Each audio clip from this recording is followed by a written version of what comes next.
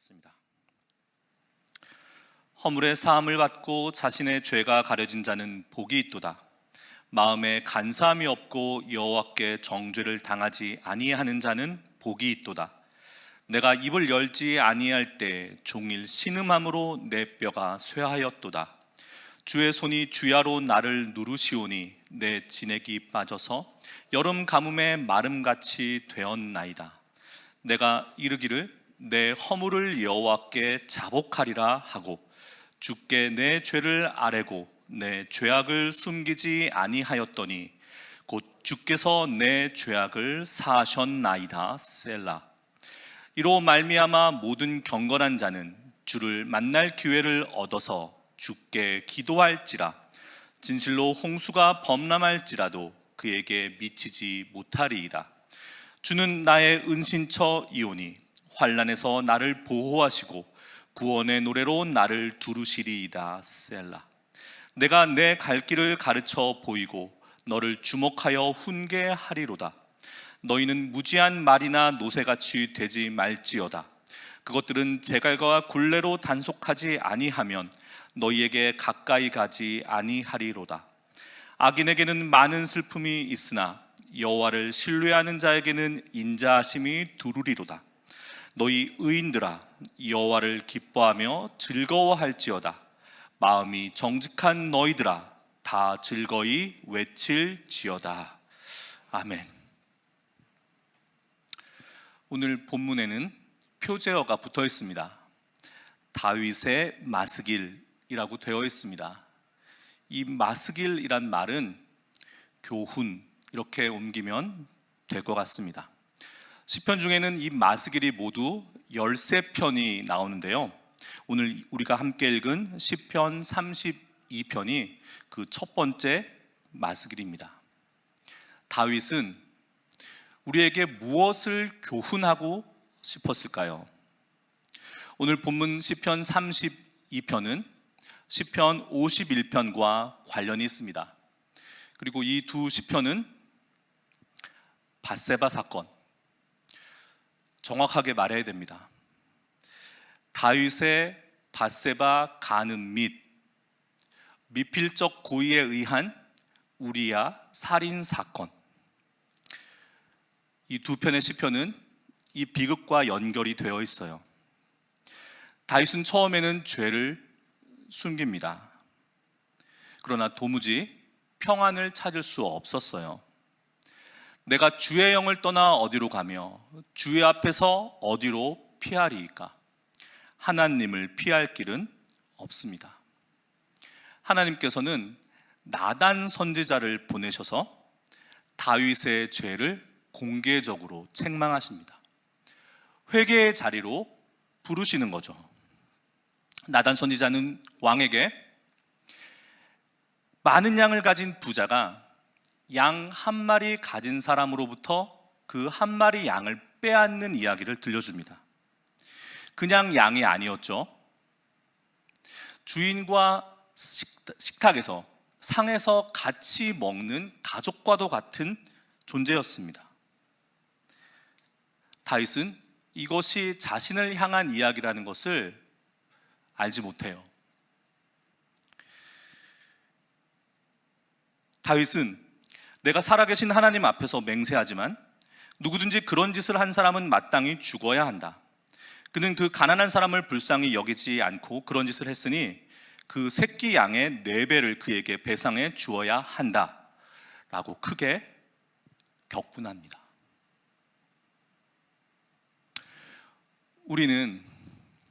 우리 사람들은 왜 이리 자신의 잘못엔 그렇게 관대할까요? 내 눈에 들보는 보지 못하면서 타인에게 묻은 티끌은 왜 그렇게도 잘 볼까요? 기도할 때 눈을 감습니다. 저는 그렇게 생각해요. 눈을 감는다는 것은 나의 외부로 향한 나의 시선을 나의 내부로 돌리는 것에서부터 시작한다라고 생각합니다. 나단 선지자는 말합니다. 당신이 왕이 바로 그 사람입니다. 나단의 책망을 듣고 나서야, 그때서야 다윗은 통렬하게 자기의 죄를 고백하고 회개합니다. 다윗에게 회개의 영이 임합니다. 깊이 참회합니다. 그리고 그 참회의 기록이 시편 51편이에요. 우슬초로 나를 정결하게 하소서. 내가 정하리이다. 나의 죄를 씻어 주소서. 내가 눈보다 희리이다.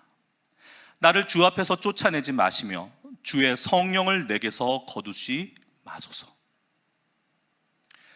자신의 죄를 진정으로, 진심으로 고백하고 회개하는 다윗을 하나님은 용서해 주십니다. 그리고 다윗은 자기의 죄를 숨기지 않고 있는 그대로 그 죄를 고백하고 진심으로 회개하는 것이야말로, 그것만이 하나님께로부터 용서받는 유일한 길이라는 것을 깨닫습니다. 자비로운 하나님께서는 자기 죄를 뉘우치고 회개하는 자에게 은혜를 베푸신다는 것을 다윗은 알게 되었습니다. 다윗은 이러한 자신의 죄를 용서받은 그 이후에 이러한 용서의 길에 대해서 성도들에게, 우리들에게 가르치고 전하기 위해서 이 시편 32편을 썼습니다. 이 시편 32편은 다윗이 참회와 고통의 그 세월을 다 겪고 난 후에, 용서를 받은 후에, 비로소 깨달음과 평안을 얻은 후에 지은 시예요. 그래서 이 시편 32편은 다윗의 시 중에서 진주라고 말합니다. 진주는 자기 안에 오랜 상처를 품고 머금고 그 고통 가운데서 진주를 맺죠. 실로 오랜 고통 속에 진주는 만들어집니다. 그래서 그렇기에 값진 것입니다. 다윗의 참회와 용서의 노래, 우리를 맞으길 교훈합니다. 여러분, 용서의 기쁨은 참 크지만 그 과정은 참으로 고통스럽습니다. 제발 저와 같은 어리석은 짓을 하지 마십시오 라고 호소합니다. 여러분, 죄는 용서받을 수 있습니다. 그러나 징계는 피할 수가 없어요. 다윗은 우리의 아내 밧세바와의 사이에서 낳은 아들을, 그 아들의 죽음을 지켜봐야 했고, 왕자들이 서로 죽이고 자신의 부인을 욕보이고 그리고 아들의 반역을 겪어야 했습니다. 회개와 참회는 이렇듯 결코 값싸지 않아요. 그러나 그것은 진정한 회복을 부릅니다. 값싼 회개와 값싼 용서, 다윗은 우리에게 그것을 교훈하고 있어요. 그렇지 않다라는 것을 말이죠. 2000년대에 2007, 8년 그 어간으로 기억하는데요, 영화 밀양이 있었습니다. 아이가 유괴되어서 주검으로 돌아와요. 어미가 아들을 잃은 겁니다. 그 절망과 고통의 시간에 이 여주인공이 전도를 받아요. 그 약사 아줌마로부터 교회에 나가죠. 모든 것을 토해냅니다. 그리고 은혜가 임하고, 이 배우가 전도연이었죠. 말씀대로 살기로 결단해요. 용서하라, 원수를 사랑하라. 그래서 이 말씀을 실천하기 위해서 자기의 아들을 죽인 그 범죄자가 갇혀있는 교도소에 면회를 갑니다. 차마 마주 볼 수가 없을 줄 알았어요. 그리고 그 사람 또한 자신을 제대로 눈 맞춰 똑바로 쳐다보지 못할 줄 알았어요. 그런데 이 살인자가 너무나도 평안하고 태연스러운 모습으로 자신을 마주하는 거예요. 그러면서 하는 말이, 나는 하나님께 내 죄를 다 고하였다. 그리고 하나님으로부터 나는 용서를 받았다. 그러니 나는 당신으로부터 용서를 받을 필요가 없다.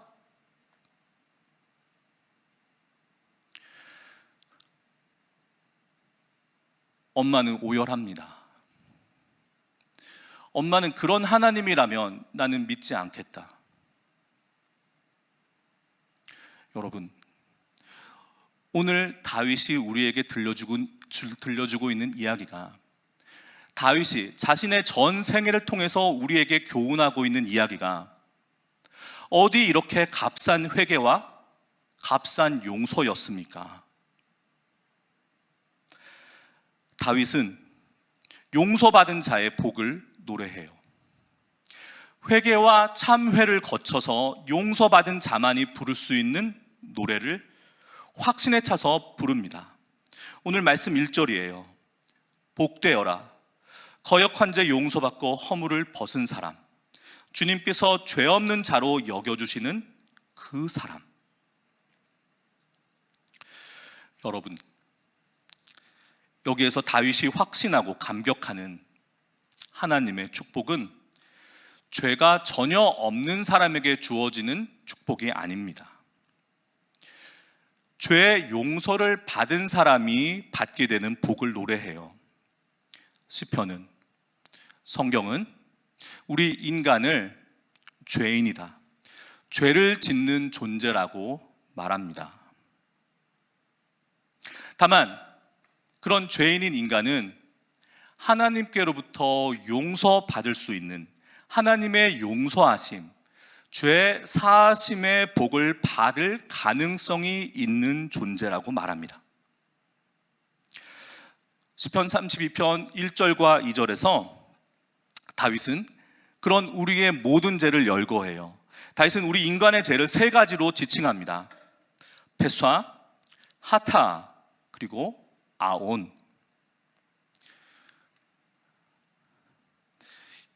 허물을 뜻하는 이 페쏴라는 말은 단순한 흉이나 약점 이런 것이 아니에요. 페쏴라는 말은 하나님에 대한 반역을 뜻합니다.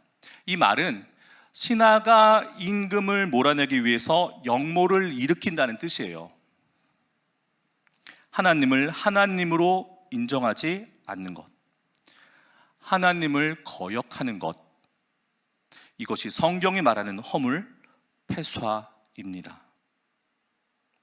그리고 성경에서 죄라고 할 때 가장 많이 사용하는 말이 하타예요. 이 말은 잘 아시는 것처럼 관역에서 벗어난 것을 뜻합니다. 올바른 길에서 벗어난 상태를 말해요. 하나님께서 지켜라 라고 말씀하시는 것을 지키지 않는 것입니다. 그리고 아온, 악, 간사함, 이 말은 그 마음에 하나님이 없는 것, 그 마음에 선의 부재 상태를 말합니다. 페쏴, 하타, 아온, 이 말은 우리들 인간의 악함을, 우리의 죄인됨을 고발하고 있어요. 마땅히 해야 할 것은 하지 않고 하지 말아야 할 것은 기어코 하고야 마는 것. 참으로 안타깝지만 그것이 우리의 실존이에요. 죄를 회개하고 고백하지 않고 용서를 구하지 않는 것, 죄를 짓는 것 말고 그 다음에 죄를 고백하고 회개하고 하나님께 용서를 구하지 않는 것, 이것이야말로 그 자체로 세 가지가 모두 결합되어 있는 겁니다. 페쏴, 하타, 아온. 왜요? 하나님께 왜 죄를 고하지 않습니까? 하나님을 인정하지 않기 때문이에요. 하나님은 긍휼을 베푸시고 은혜를 내려주시고 노하기를 더디하시고 인애와 진실이 풍성하신 분이시다 라고 인정하지 않기 때문이에요. 내가 거룩하니 너희도 거룩하라 라는 하나님의 말씀을 지켜 행하지 않기 때문이에요. 그리고 그 마음에 하나님이 안 계시기 때문이에요. 오늘 본문 3절과 4절은 이러한 죄악을 용서받기 이전의 상태, 회개하지 않은 상태를 이렇게 말합니다. 내가 입을 다물고 죄를 고백하지 않았을 때에는 온종일 끊임없는 신음으로 내 뼈가 녹아내렸습니다. 주님께서 밤낮 손으로 나를 짓누르셨기에 나의 혀가 여름 가뭄에 풀 마르듯 말라 버렸습니다. 셀라. 여기서 셀라라는 말은 시편은 예배에 불리워지던 찬송이었잖아요. 예배 음악의 악상 보호입니다. 잠시 멈춰라. 그리고 잠시 멈추어서 앞의 내용을 생각해라. 오늘날 말로 하면 묵상하라. 이렇게 옮겨도 됩니다. 그리고 그 셀라의 자리에 아멘을 넣으면 기가 막히게 맞아요. 주께서 밤낮 손으로 나를 짓누르셨기에 나의 혀가 여름 가뭄에 풀 마르듯 말라 버렸습니다. 하나님의 구원을 통해서 행복을 찾기 이전에 바로 그 상태, 셀라, 아멘. 이 시편 31편, 32편과 33편, 예배에 사용되던 예배 음악이에요. 그리고 특히 32편과 33편은 한 묶음, 한 덩어리입니다. 자기의 죄를 인식하고 그것을 하나님께 고백하고 회개하며 하나님의 용서의 은혜를 구하기에 가장 좋은 때가 여러분 언제일까요? 홀로 있을 때, 새벽을 깨워 기도할 때, 부흥성회와 특별 새벽 기도회 때, 여러분 자신의 죄를 하나님 앞에 고하고 용서를 구하기 가장 좋은 때는 예배할 때입니다. 하나님의 임재 가운데, 하나님의 말씀 앞에 선 죄인인 우리는 반드시 자신의 죄인됨과 죄악됨을 알게 되어 있어요. 그리고 그 자신의 그 죄악을 하나님 앞에 눈물로, 옷을 찢는 것이 아니라 마음을 찢는 것으로 하나님 앞에 내어놓게 되어 있어요. 그리고 하나님은 그런 우리에게 긍휼과 자비를 베풀어 주십니다. 이 시편 31편으로부터 33편이 예배 중에 사용되었던 예배 음악이고, 그리고 그 가운데 32편과 33편의 절대적인 분량이 죄의 고백, 회개에 관련된 것이라는 것을 우리 현대의 신앙인들은 놓치지 말아야 돼요. 여러분, 용서받은, 죄사함 받은 자의 기쁨과 복을 경험해 보셨습니까? 만약 그러시다면 여러분은 그렇게 죄 용서받기 이전의 상태 또한 잘 아실 것이에요. 다윗의 고백에 맞아 나도 그래 공감하실 것입니다. 죄를 회개하고 고백하고 용서받지 못함은 한마디로 영적인 자살, 죽음, 살아도 산 것이 아닌 상태예요. 다윗은 이와 같은 고통이 자신의 죄의 결과임을 통감했습니다. 자신의 죄에 대한 하나님의 진노가 얼마나 크고 두려운 것인지를 다윗은 알았습니다. 그렇기에 다윗은 하나님께로부터 이 죄를 용서받는 것이 얼마나 큰 축복인지를, 얼마나 복된 일인지를 우리에게 말하고 있는 거예요. 다윗은 돌아섭니다. 자신의 죄로부터 돌아서요. 내가 이르기를 내 허물을 여호와께 자복하리라 하고 주께 내 죄를 아뢰고 내 죄악을 숨기지 아니하였더니 곧 주께서 내 죄악을 사하셨나이다. 셀라. 아멘. 복 있는 사람은 자신의 죄를 하나님께 고백합니다. 복되지 않은 사람은 자신의 죄를 숨깁니다. 아간이 그러했고 사울 왕이 그러했고 가롯 유다가 그러했습니다. 이들은 죄를 지어서가 아니라 자신들이 지은 죄를 자복하지도 회개하지도 않아서 멸망의 길로 갔습니다. 그러나 다윗은 달랐습니다. 다윗은 회개하고 고백했고 용서를 받았습니다. 그래서 다윗은 사죄의 기쁨을 이렇게 노래해요. 6절과 7절입니다. 주님은 나의 피난처, 나를 재난에서 지켜주신 분, 주님께서 나를 보호하시니 나는 소리 높여 주님의 구원을 노래하렵니다. 셀라. 아멘. 그래서 다윗은 교훈해요. 그래서 다윗은 권면합니다.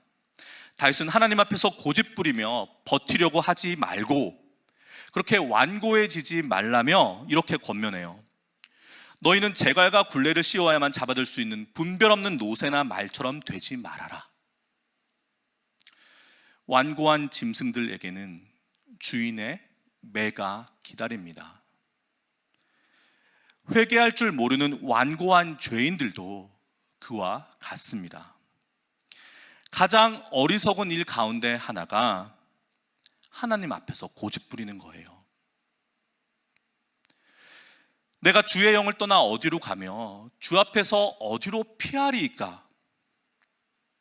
이것이 다윗의 고백뿐만 아니라 우리 모두의 고백이 되어야 하겠습니다. 다윗은 재차 권면합니다. 10절과 11절 말씀이에요. 악한 자에게는 고통이 많으나 주님을 의지하는 사람에게는 한결같은 사랑이 넘친다. 의인들아, 너희는 하나님을 생각하며 즐거워하고 기뻐하여라. 정직한 사람들아, 너희는 다 함께 기뻐 환호하여라. 악한 자와 주님을 의지하는 사람이 대조가 되고 고통과 사랑이 대조가 됩니다. 이 고백은 다윗 자신의 경험으로부터 나온 거예요. 회개하기 전에는 슬픔이, 고통이 있었고 회개한 후에는 주의 인자하심과 주의 사랑을 경험했다는 것입니다. 그래서 다윗은 하나님을 기뻐하며 즐거워하는 것보다 더 의로운 삶은 없다라고 소리를 높입니다.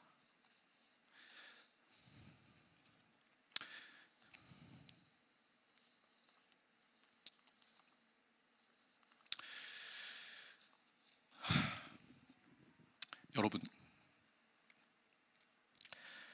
마음을 계속해서 누르는, 우리의 마음을 계속해서 짓누르고 있는 죄가 있으신가요? 나는 평생에 다윗처럼 큰 죄를 지은 일이 없습니다 라고 생각하시나요? 한평생 믿음의 길을 걸었던 다윗도 한순간 주님을 잊고 자신의 욕망에 사로잡혔다가 죄를 범하고 그토록 오랫동안 처절하게 고통을 겪어야 했습니다.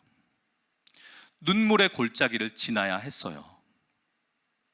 다윗은 밧세바 사건 때문에 자신이 연약한 인생이고 하나님의 인자와 긍휼을 구해야만 하는 존재라는 것을 깨달았어요. 자신이 지은 죄로 인해서 다윗은 하나님께서 원하시는 것은 제사가 아니라 우리의 상한 심령이라는 것을 알게 되었습니다. 하나님께서는 그런 다윗을 용서하셨습니다. 성경은 다윗이 햇사람 우리아의 일 외에는 평생에 여호와 보시기에 정직하게 행하고 자기에게 명령하신 모든 일을 어기지 아니하였다라고 기록하고 있습니다.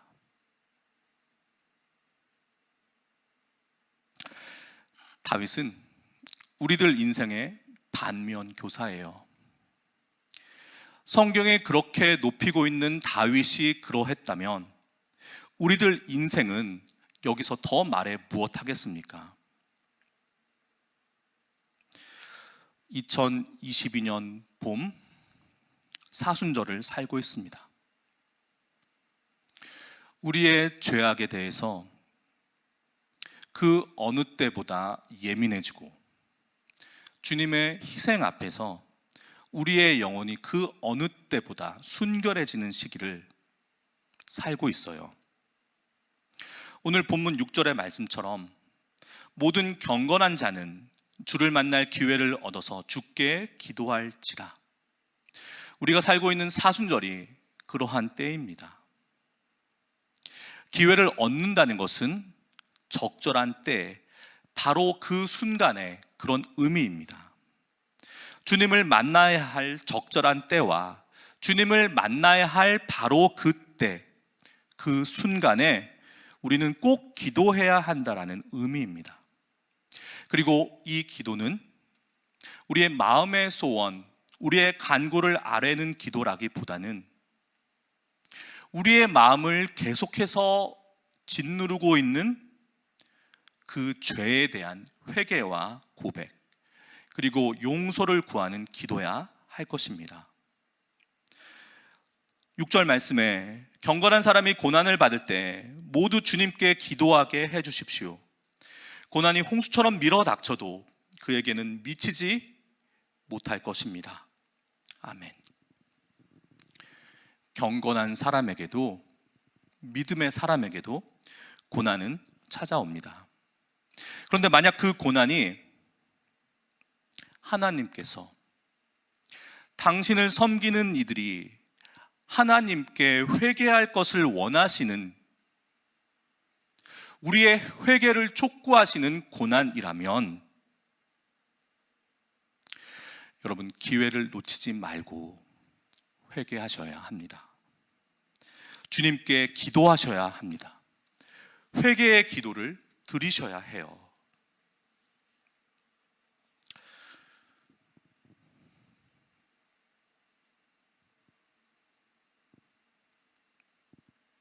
어떠실까요?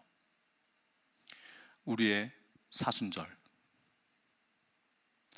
해마다 찾아오는 반복되는 믿음 생활의 절기일까요? 아니면 하나님께서 우리를 사랑하셔서 우리의 마음을 짓누르고 옥죄이고 있는 그 올무와도 같고 덫과도 같은 그 죄악으로부터 노임받을 수 있는 좋은 때를, 적절한 때를 주신 것일까요? 여러분의 사순절은 어떠십니까? 여러분의 사순절은 어떠십니까? 주님은 나의 피난처, 나를 재난에서 지켜주시는 분, 주님께서 나를 보호하시니 나는 소리 높여 주님의 구원을 노래합니다 라고 진정으로 주님께 찬양할 수 있는 저와 여러분이 되기를 원해요. 그러기 위해서 주님께서 주신 우리의 영혼이 가장 순수해지고 순결해지는 주님의 십자가 희생을 외면할래야 외면할 수 없는 이때를 여러분 선용하셔야 합니다. 주님은 우리와 함께 복된 구원의 여정을 손잡고 걸어가기를 원하세요. 그 여정은 우리의 생각보다 깁니다. 영혼에 이르는 여정이에요. 여러분, 길을 떠날 때 가장 준비해야 될 것이 뭘까요? 짐을 가볍게 하는 것입니다. 짐 중에 가장 고약한 짐이 무엇일까요? 우리의 죄짐입니다. 주님은 우리의 영혼이 당신께로 한없이 높아지기를 원하세요. 우리의 영혼이 주를 향해서 날아오를 때 날아오르지 못하도록 마치 중력처럼 작용하며 우리를 끌어당겨 내리는 것이 무엇일까요? 죄악입니다. 죄짐입니다. 죄의 무게예요. 여러분, 주께 아뢰입시다. 주께 고백하십시다. 주는 우리를 위해서 십자가 위에서 물과 피를 다 쏟으시며 당신의 모든 것을 다 찢으신 분이세요. 하나님은 미쁘시고 의로우셔서 자기의 죄를 당신께 아래에 있는 자들을 용서하십니다. 십자가는 그 하나님의 용서에 대한 약속이자 증표이자 선언이에요.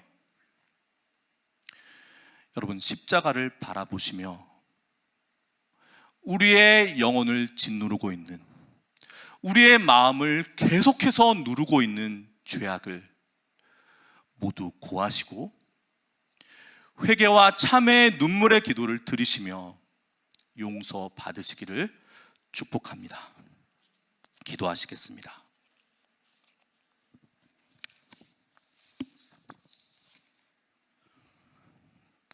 거룩하신 하나님, 우리의 허물과 죄된 모습을 보게 하여 주옵소서. 종일 신음하며 뼈가 다 닳아 없어지는 것 같고 몸에 있는 진액이 다 빠져서 가뭄에 말라 비틀어진 풀잎과 같은 우리들에게 주의 긍휼을 베풀어 주옵소서. 우리의 허물과 죄를 용서하여 주옵소서. 하나님만이 우리의 피난처이십니다. 고통과 환난 속에서도 우리는 하나님의 보호를 받고 우리는 구원의 노래를 부릅니다. 하나님, 우리의 삶에 다윗과 같은 허물과 실수가 있었다면 그것으로 인해서 한평생 겸손하게 하나님께 순종하며 살아가게 하시고, 그런 일이 없었다면 그것은 우리의 그 무엇으로 인함이 아니라 오직 하나님께서 우리를 세심하게 인도해 오셨기 때문임을 감사로 고백하게 하옵소서. 오직 우리 앞에 놓인 주께서 보이신 생명의 길을 걷는 우리 되게 하여 주옵소서. 예수 그리스도의 이름으로 기도합니다. 아멘.